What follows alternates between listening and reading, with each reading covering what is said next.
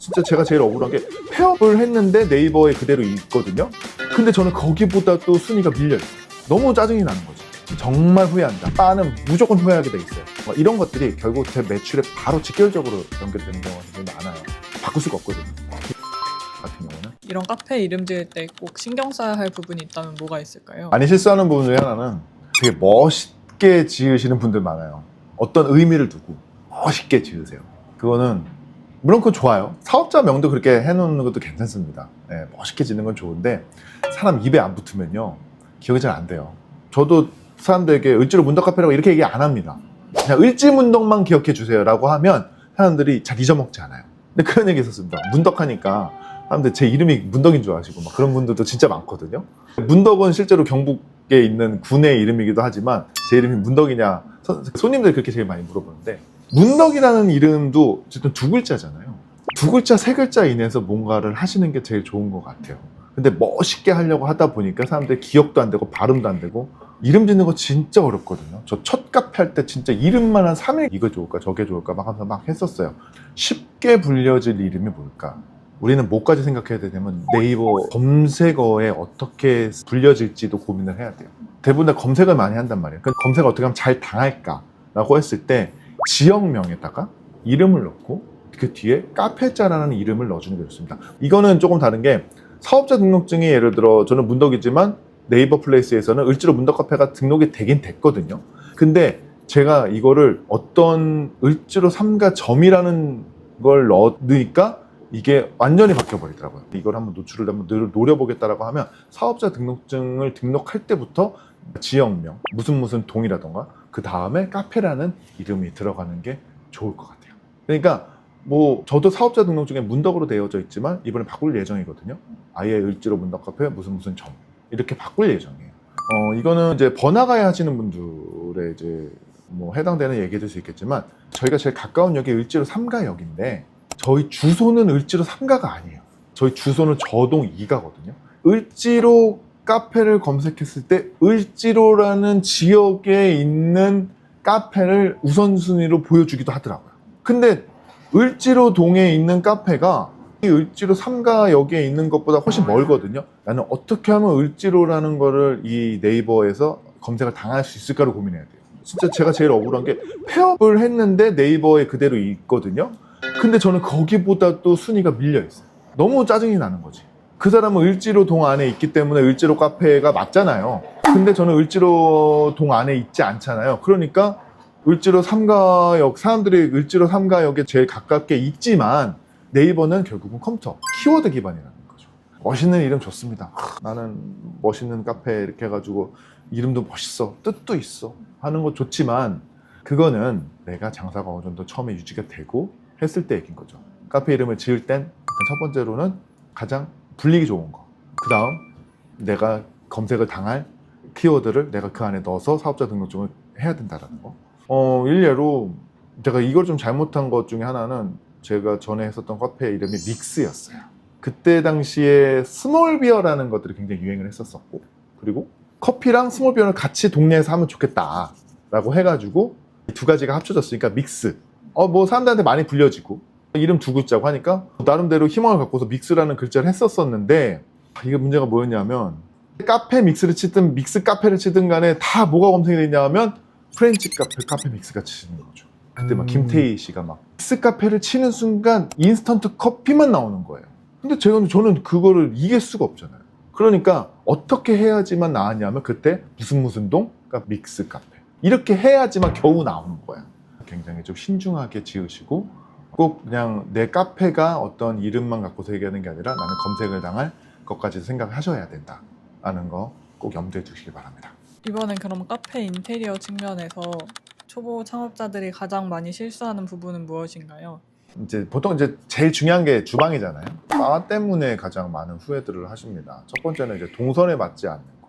처음에 메인은 이제 당연히 커피 머신이 갈 거예요. 커피 머신에 가고, 그 다음에 싱크대 위치하고, 그 다음 뭐 다른 거 이제 뭐 디저트가 있으면 디저트를 만든다거나, 이렇게 해서 크게 3개의 구역으로 나눠지게 될 텐데, 여기서 가장 큰 문제가 처음에 내가 생각했었던 메뉴보다 뭔가 메뉴가 점점 늘어날 때예요. 그러면 동선이 꼬이기 시작을 합니다. 뭐 처음에 나는 뭐 블렌더가 뭐 스무디라던가 이런 걸 할 생각이 없었어. 스무디를 넣으려고 하는 순간 그때부터 이 스무디를 만들기 위한 공간이 필요한데 그게 이제 공간이 저 멀리 있다던가 그게 놓을 공간이 없는 거야. 블렌더를 쓰려면 얼음이 위치가 가까이 있어야 되는데 당연히 얼음은 커피 머신 주변에 있을 거라고. 배수가 잘 되기 용이한 지역에 있다던가 그렇게 되는 경우가 동선이 꼬이기 시작을 하죠. 그 다음 또 한 가지는 실수하는 것 중에 하나는 이제 보통 바를 꾸밀 때 목공으로 많이 꾸며요. 에스프레소 머신 밑에 냉장고를 보통 많이 두세요. 우유를 바로 꺼내야 되고 하니까. 근데 그거를 목공으로만 완성을 시켜요. 지지대도 목공으로만 완성을 시키고 한단 말이에요. 그러려면 보통 목수분들이 다 잘 버틴다 그래요. 뭐가 문제냐면 얘가 서서히 내려가. 나무는 어쨌든 간에 수분도 먹게 되고 습기나 이런 것들 때문에 조금씩. 근데 그 밑에 냉장고가 있잖아요. 그럼 냉장고가 어느 순간 얘를 받치겠죠. 나중에 냉장고를 내가 뭔가 일이 있어서 꺼내려고 하면 안 꺼내져요. 그러니까 보강을 하려면 확실하게 보강을 하던가 아니면 냉장고 밑에다가 뭔가 고인목을 둔다던가 해야 된다는 거죠. 그게 이제 가장 첫 번째 문제. 목수분들 처음에 다 된다고 하고요. 괜찮다고 얘기하는데 제가 경험해 본 바 그런 문제 굉장히 많이 생겼습니다. 주방 자체가 또 습한 공간이기도 하기 때문에 그렇게 되고요. 그다음 두 번째는 바를 좁게 하시는 경우가 많아요. 초보 창업자분들일수록 바를 좁게 합니다. 왜? 테이블이라도 하나 더 늘려야 되니까. 그 매장에 또 평수가 또 애매한 경우에도 또 바부터 좁게 해요. 그리고 아예 매장이 좁은 경우에 어떻게든 의자를 놓으려고 하시는 분들이 있거든요. 의자 테이블 한두 개 더 놓는다고 해서 내 매출이 드라마틱하게 높지 않아요. 오히려 바가 넓어야 내가 다양한 메뉴를 해줄 수가 있습니다. 저희 지금 이 매장 안에 냉장고가 하나, 둘, 셋, 넷, 그러니까 쇼케이스 포함해서 총 5대가 있거든요. 이 매장 안에. 굉장히 많은 거예요. 많은데 왜 그러냐면 저희는 생과일을 쓰게 되고 과일을 보관하려면 대부분 냉장고가 많아야 되잖아요. 그러니까 메뉴가 다양하게 만들수록 냉장고가 필요하고요. 냉동고도 필요하고요. 그러니까 바가 좁으면 내가 냉장고나 이런 보관할 수 있는 공간이 좁게 되고요. 그러다 보면은 내가 메뉴를 뭔가를 하고 싶은데 만들 수 있는 공간도 부족해. 근데 보관하는 것도 부족해. 그리고 테이크아웃 용기 같은 경우도 보통 박스 단위로 사게 되니까 이런 것들 보관할 데도 없어. 이러다 보니 점점 내 집에 뭔가 하나씩 쌓게 되고 그리고 집에서 내가 싸우게 되면은 집에다가 뭔가를 해놓게 되면은 어쩌다 보면 놓고 오게 될 때도 있고 바를 좁게 하면 그만큼 내가 매출을 뭔가를 내기 위해서 뭔가를 할 수 있는 부분이 굉장히 적게 됩니다. 그러면 아예 과감하게 매장의 평수가 작은 경우에는 그러니까 테이블을 아예 빼는 것도 괜찮죠. 테이블을 빼서 그냥 주방만 놓고 테이크아웃 전문점에 배달을 전문으로 하는 것도 굉장히 괜찮습니다. 테이블에 대한 욕심 때문에 바를 좁게 했다. 그러면 한정적인 메뉴를 만들 수밖에 없다. 그러니 바는 무조건 넓게 하시는 게 좋습니다. 메뉴를 먼저 잘 잡으시고 거기에 맞춰서 바 동선과 이렇게 면적이라고 해야 되겠죠. 바 면적을 잘 잡으시는 게 좋겠죠. 그다음 이제 제가 키가 좀 있습니다. 영상이 어떻게 보일지 모르겠지만 제가 키가 185인데 처음에는 저만 일할 생각을 했죠. 다 높아요. 나중에 이제 바빠지고 직원을 하나씩 고용을 하게 되는데 직원분들이 여성분들인 경우에는 다 너무 높다. 싱크대도 높아가지고 어깨가 설거지 할 때 이렇게 해야 되는데 이렇게 하는 거야. 이렇게 어깨가 키가 작은 우리 직원분들은. 그러다 보니까 어깨에 또 무리가 가게 돼. 나는 사실 지금 있는 싱크대도 낮아요. 나도 살짝 이렇게 구부리고 해야 되거든요. 근데도 내가 양보해서 저 정도인 거야. 그러니까 바의 높이가 보통 어떻게 정해지냐면 내가 밑에다가 냉장고를 넣게 되면 냉장고에다가 맞춰진다던가 아니면 제빙기에다 맞춰진다던가 이렇게 되거든요. 내가 빌트인을 하게 되면 그 높이에 맞춰서 어쩔 수 없이 바의 높이가 정해질 때도 있지만 우리 매장은 대부분 다 높게 되어져 있고 찬장 보관함도 높아요.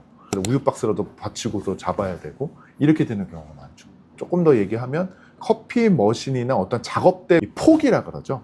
이 폭을 넓으면 넓을수록 좋거든요.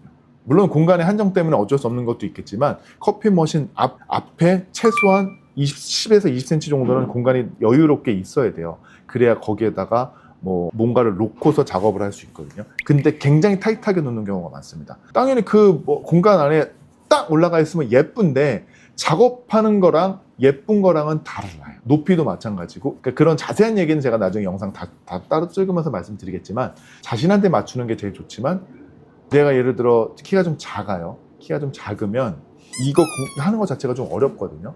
이름 작업하는 게. 그랬을 때는 내가 제빙기를 아예 다른 쪽에다가 설치를 한다던가 굳이 이 밑에다가 냉장고를 두거나 아니면은 밑에다가 제빙기를 둬가지고 이 바에 대한 높이를 높여서까지 할 필요가 없어요. 근데 그 처음 잘 모르시는 분들은 당연히 그런 줄 안다라는 거죠. 바는 한번 꾸며놓으면 되돌리기가 굉장히 어렵습니다. 그렇기 때문에 그런 생각을 하셔야 됩니다. 이런 것들 좀 더 자세하게 나중에 다뤄드릴 거예요. 저희 매장을 영상 안에 내부를 보여드리면서 센치 이렇게 자로 재가면서 이런 것들에 대해서 좀 자세하게 다루긴 하겠습니다. 그리고 이제 빌트인 많이 하시잖아요. 타이트하게 놓는 게 정말 예쁘거든요. 보통 우리 집에서도 보면은 냉장고 공간이 딱 들어가면 좋은데 사업장은 그렇게 하면 안 돼요. 언제든지 망가졌을 때 얘를 빨리빨리 빼가지고 뭔가 조치를 해야 되거든요. 나무로 또 짜놓으면 걔가 수축이 되면은 내가 평상시에 한 1, 2cm 정도 이렇게 여유를 뒀는데 걔가 점점 이렇게 좀 내려오거나 이렇게 밑에가 이렇게 처지거나 했을 때 약간 안 빠져요. 그 나중에 다시 집어넣는 것도 안 되는 경우가 많아요. 그러니까 그 여유를 두셔야 되고, 당연히 보통 열이 나는 기계 같은 경우에는 그 순환이 열에 빠져나갈 구멍이 필요하다고 하잖아요. 그렇기 때문에 양옆에, 그러니까 빌트인 너무 타이트하게 하지 마시고 양옆이랑가 위에라던가 이런 것들을 공간들을 좀 여유롭게 주셔야 관리하기가 굉장히 편해진다. 제빙기 같은 경우는 특히나 더 위에 뚜껑을 열어놓고 세척도 해야 돼요. 이거 쭈그려 앉아가지고 안에 거 빼가지고 하기 굉장히 불편하거든요. 그러니까 얘를 차라리 쭉 드러내고서 해야 돼요. 그게 훨씬 더 편하거든요. 내가 빌트인 하는 것들에 대해서는 좀 어느 정도 여유 공간을 꼭 두셔야 된다. 그거를 사전에 미리 알고서 인테리어 짤 때 그걸 꼭 얘기를 해 주셔야 됩니다. 그리고 꼭 확인하셔야 돼요. 꼭 확인하는 게 뭐냐면 대충 이 정도면 되겠지라고 하는 게 아니라 기계마다 조금씩 달라요. 인테리어 업자들이나 하시는 분들은 자기가 다 해봤기 때문에 이 정도만 하면 된다라고 하시는 분들이 있는데, 내가 쓰는 기계에 대한 이제 그 높이라든가 옆에 넓이라든가 이런 것들은 잘 나와 있어요. 검색해 보시면 나와 있기 때문에 그거 꼭 참고해가지고 거기에 맞춰서 얘기를 해주셔야 됩니다. 절대 그분들 얘기 믿으시면 절대 안 됩니다. 카페 창업할 때 메뉴도 굉장히 중요하지만 그 메뉴를 만들기 위한 공간이 굉장히 중요합니다. 인테리어뿐만 아니라 인테리어를 시작할 때 전기라던가 아니면 바에게 동선이라던가 여러 가지 이름이라던가 이런 것들이 결국 제 매출에 바로 직결적으로 연결이 되는 경우가 굉장히 많아요. 이런 것들이 나중에 바꿀 수가 없거든요. 특히 인테리어 바 같은 경우는. 그러니까 그런 것들 사전에 꼼꼼하게 체크하셔가지고 1년이고 2년이고 3년이고 계속 긴 시간 동안 운영을 하셔야 되기 때문에 굉장히 중요한 부분이니까 꼭 놓치지 마시고, 좀 더 궁금하신 거 있으시면 저한테 물어보시면 제가 직접 친절하게 답변을 해드리고 연락 주셔도 됩니다. 그러면 제가 좀 더 디테일하게 알려드릴 수 있으니까 그런 거 꼭 확인하셔야 됩니다. 정말 후회합니다. 바는 무조건 후회하게 돼 있어요. 이름은 바꿀 수 있습니다. 하지만 바는 한 번 해놓으면 절대 바꿀 수 없으니까 후회하지 않게 조심하시기 바랍니다.